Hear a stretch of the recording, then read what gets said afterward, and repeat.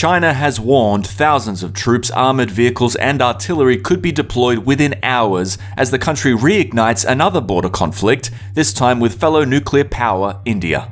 It's known as the line of actual control, but it's not a hard frontier, as China and India never agreed on where their official border should lie.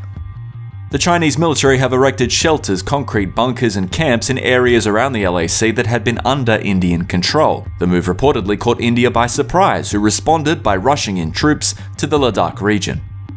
It's the latest power grab from the Chinese government at a time where the world is looking away and the West is divided and distracted.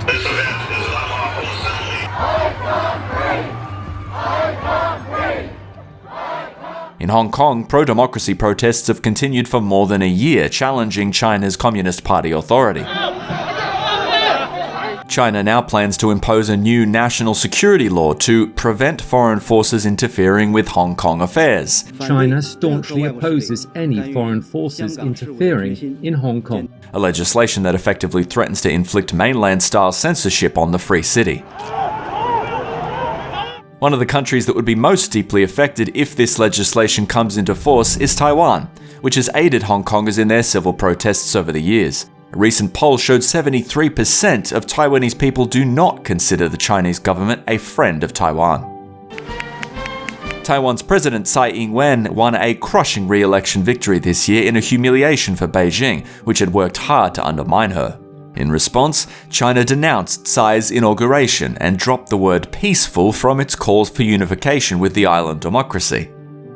Now it seems Australia could be dragged into it all, with the signing of a new defence pact between Canberra and New Delhi being linked by Chinese communist media to India's border skirmish.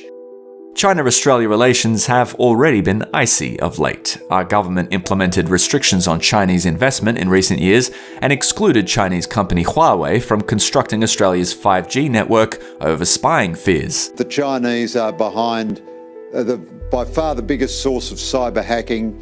Our PM's call for an independent inquiry into the origins of the coronavirus contributed to China then imposing high trade tariffs and banning Aussie beef imports. China then issued a travel warning for Australia to its citizens, citing a significant increase in racist attacks on Chinese people. Chinese tourists are the largest source of visitors to Australia and contribute almost $12 billion per year to our economy.